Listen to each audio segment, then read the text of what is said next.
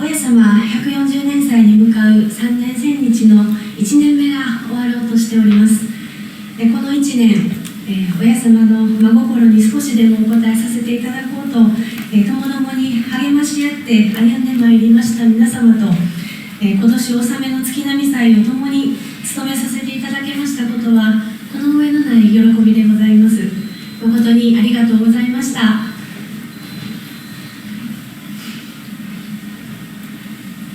ご名を頂戴いたしましたので、ただいまから、お話をさせていただきたいと思います。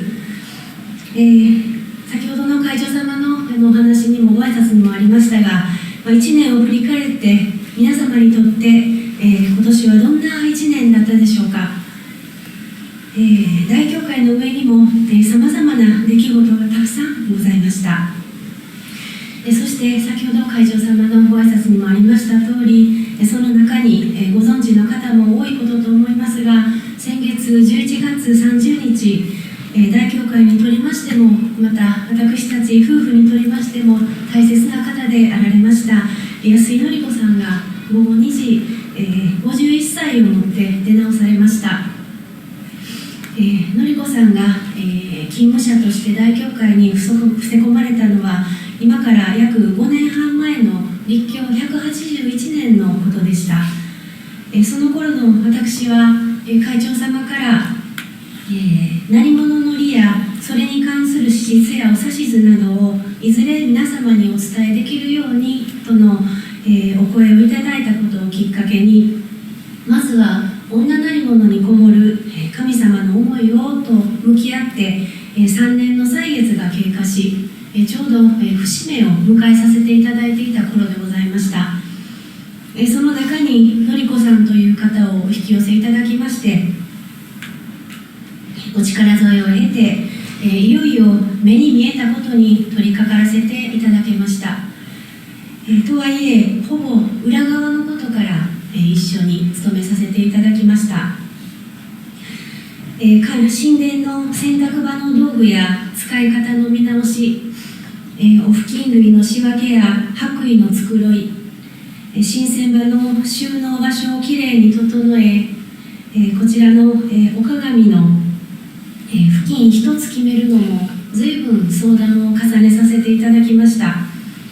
そして祭典用女なり物の保管の仕方やお手入れの順序、またそれらに伴う各種布巾や収納場所、お道具を揃え、ようようそれらが整ってまいりますと、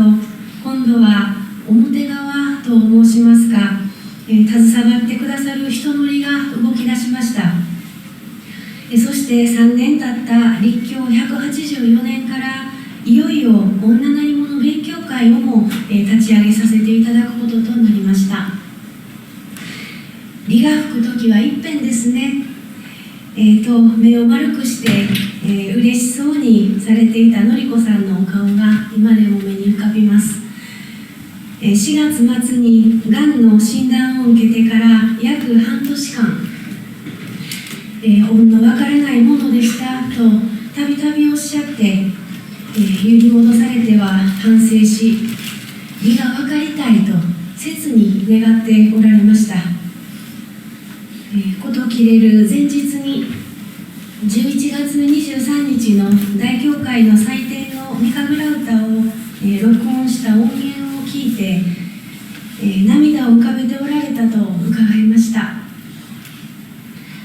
お勤めの理が、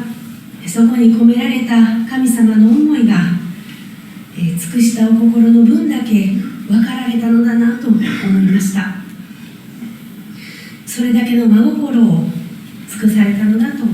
感じました。私のお勤めに対する意識の低さと力不足から崩れていた女なり者のことを、今日の姿にまでお導きいただけましたことは、典子さんという方の真心の伏せ込みあってこそと心から思います。大教会の女なり者の上に多大なご尽力をくださった典子さんのご功績をたたえるとともに、ゆかりあるその勉強会においてお伝えしております女なり者の理について、今日は少しご相談を申し上げたいたいと思いますので、どうぞお聞き取りいただけたらと思います。よろしくお願いいたします。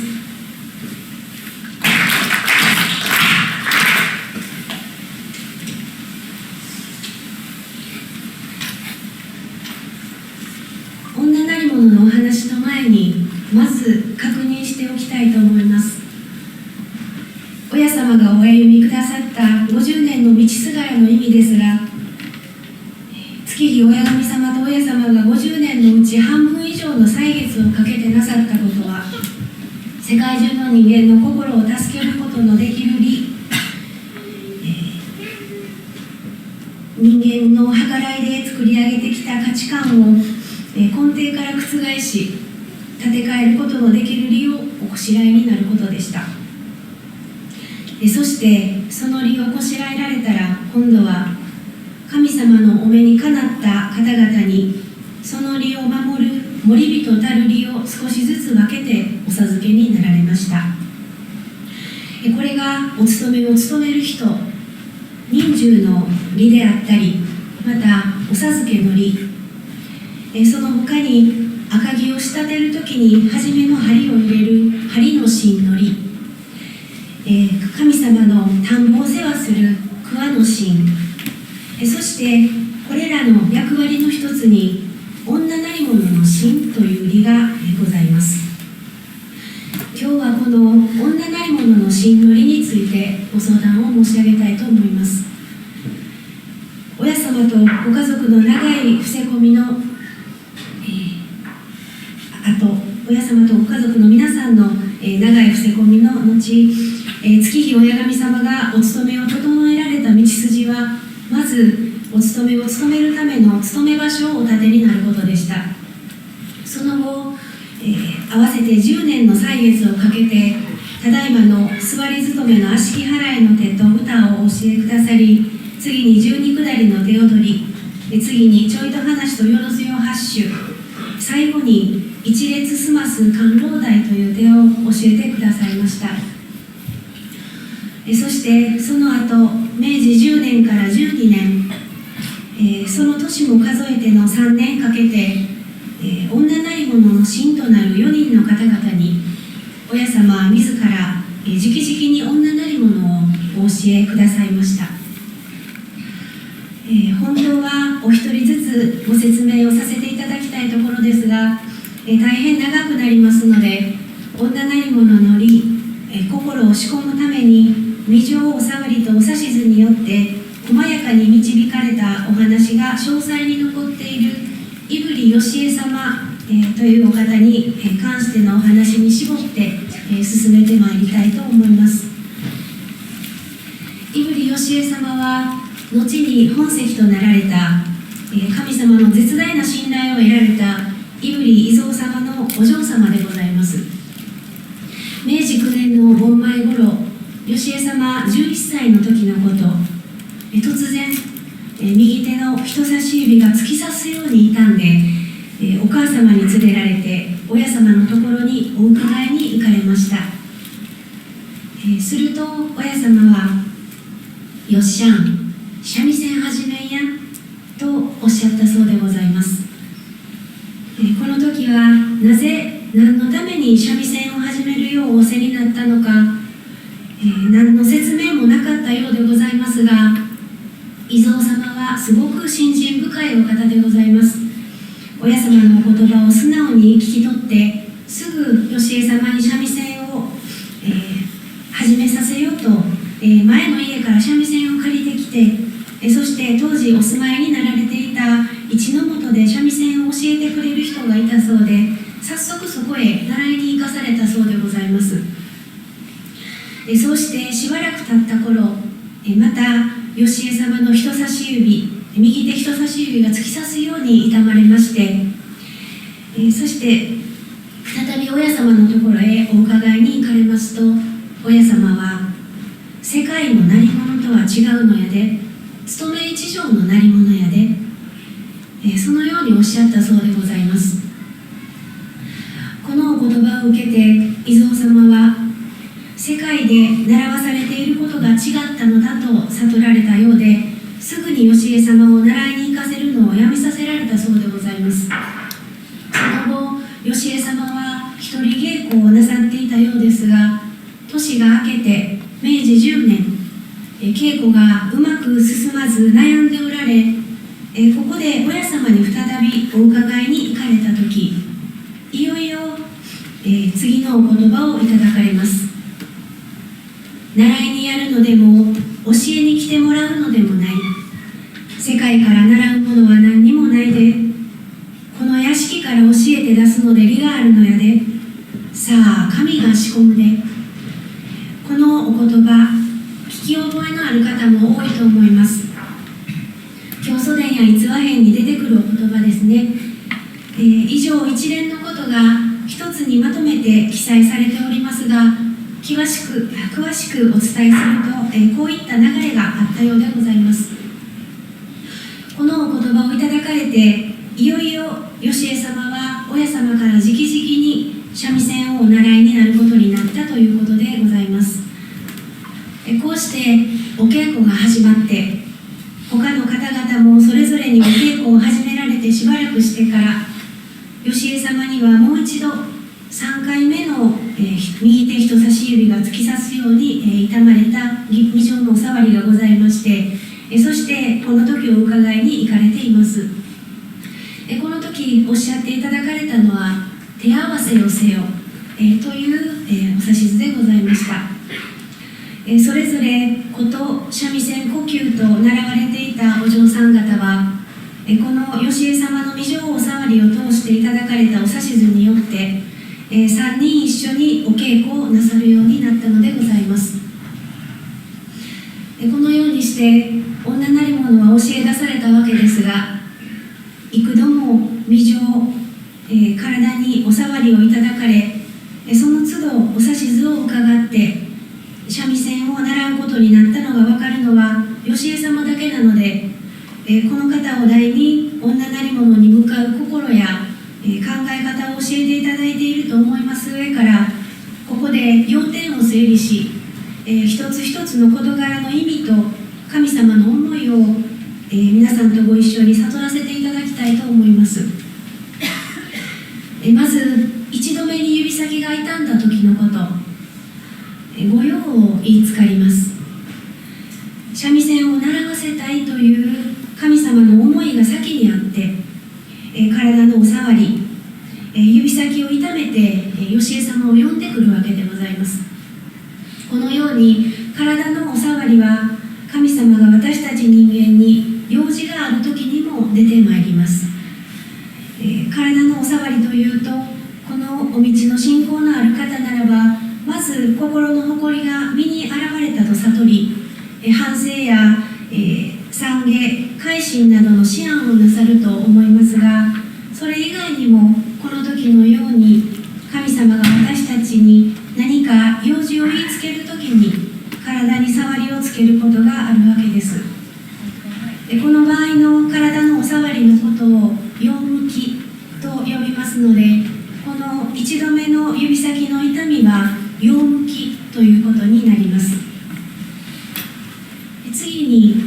2度目の指先の痛みについて、用事を素直に聞き入れて三味線を始めたのに再び痛み出します。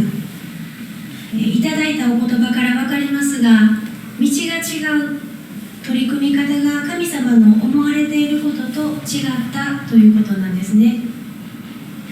そっちじゃなくてこっちだよと、道を教えてくださる時にも、体のお触りで知らせてくださることがあるということなんですね。この時のように、おっしゃったことはやっているけれどもやり方が違うですとか、道が違うというような場合、正しい道を知らせるために体に触りをつけて教えてくださることを道教え、道寄せというふうに言い、2度目はそれに当たるのかと思います。そしてその内容は世界の何者ではない、勤め一条の何者をやらせたいんだということでした。ここで理解しておく必要があるのは、神様からしたら世界の三味線とお勤めの三味線は全く違うんやということ。それは見た目は同じお道具であっても存在目的が全く違うということだと思います。世界の三味線といえば芸語と音楽ということになるかと思います。音楽としての三味線の目的は何でございましょうか。シンプルに考えますと、その音色を楽しむですとか、さらには良い演奏をして人を楽しませる、そういったことが目的の中心になるのではないでしょうか。ですから三味線自体たくさんの改良がなされておりますが、その改良もより良い音色の追求であって、いい音色を作るために改良し、いい音色を奏でるためにお稽古したりしますよね。これが世界の三味線に対する価値観でございますが、お道の三味線はどうでしょうか。そうなんですね。それとは違うわけなんです。お道の三味線の存在目的は音を楽しむためのものでも、いい音を出すことでもなく、どこまでもお勤めを務めるためにあるということをおっしゃっておられるわけなんです。そして親様が教えてくださったことを勤める人が教えられた通りに勤められて初めて、教えてくださった目的が果たせるのだということだと思います。お道の三味線は親様に教えられたことを教えられた通りに遂行することが全てで、世界の三味線とは存在目的が全く違うということを、後の世までしっかり理解させたかったので、このようなエピソードを、わざわざ残されたのだと悟らせていただきます。世界で学べるとするならば、鳴り物のポテンシャルを学ぶ、道具の構造を理解して壊さないように扱う、弾けるようになるといったことは最低限必要かと思います。体と一緒で扱い方が悪いと壊してしまいますので、その点は学ぶこともあるとは思いますが、いい音やいい道具の追求というのは道の三味線においては不要なんだなと悟らせていただきます。そしてその上で、ここからが大事なこと、理のことになると思うのですが、親様が使われた道具は糸の本数が決まっていたり、壺をご指定になっておられます。三味線は糸3本、三味線やから当たり前やと、思われると思いますが、琵琶に変わった時代も実はございまして、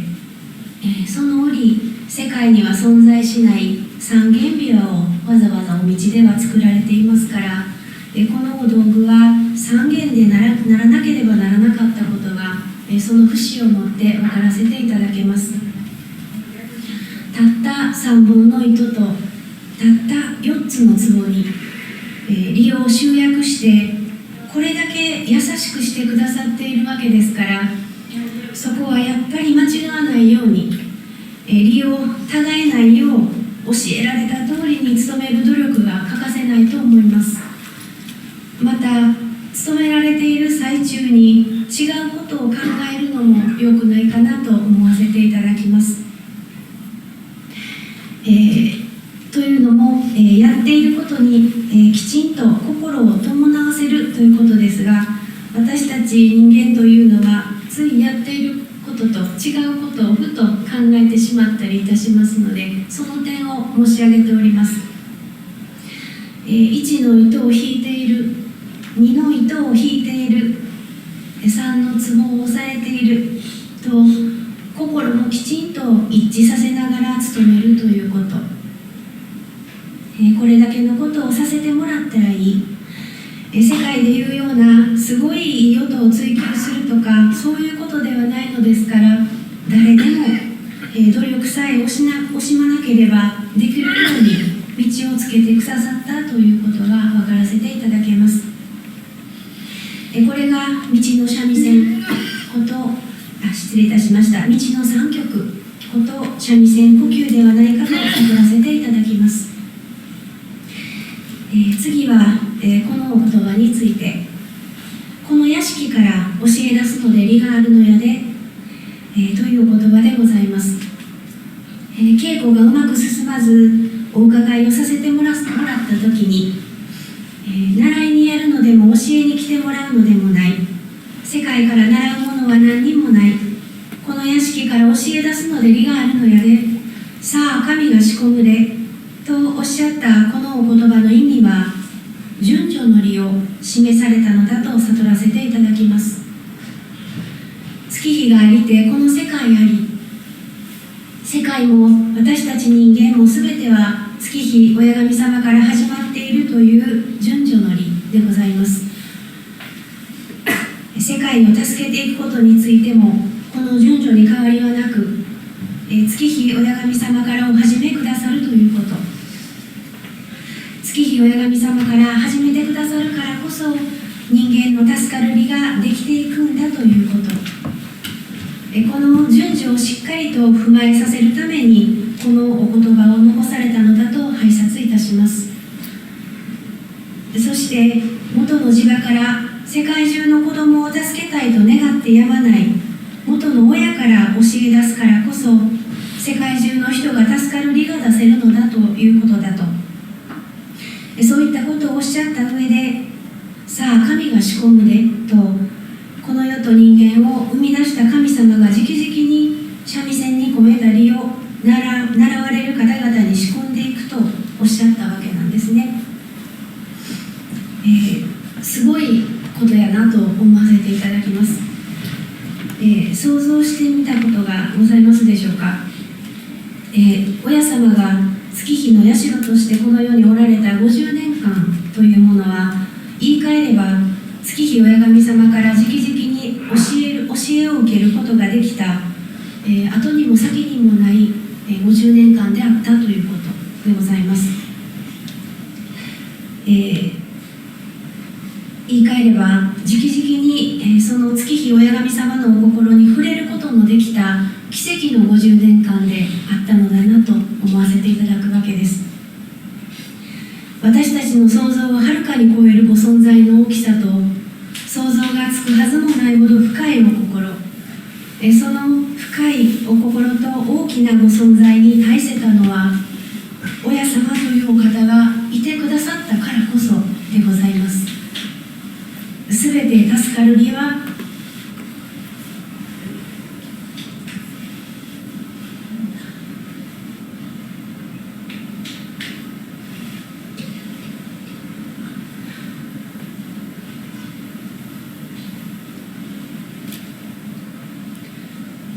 元の親である親様が、親様がおいでになるからこそ、元の地場のある屋敷だからこそ教え出すことができた理であり、女なり者もまたこの奇跡の中に教えていただいたものであると拝察いたします。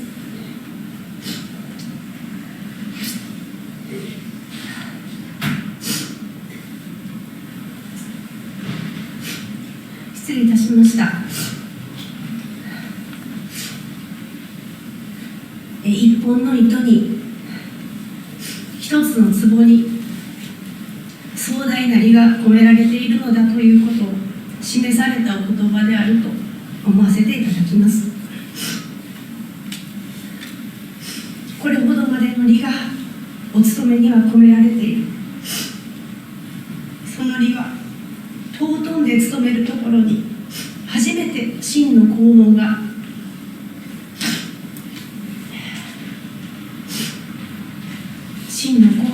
現れるのであって、この理の尊さ重さを分からせるために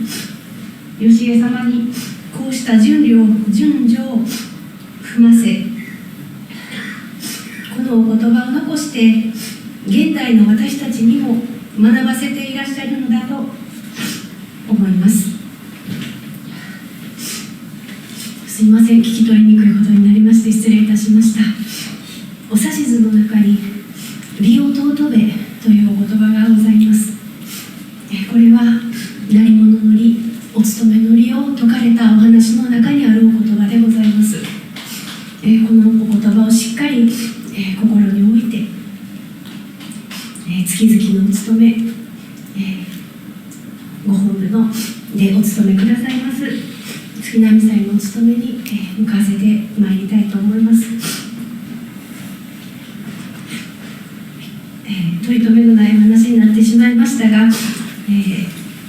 勉強会の一部をお伝えさせていただきました。ご清聴ありがとうございました。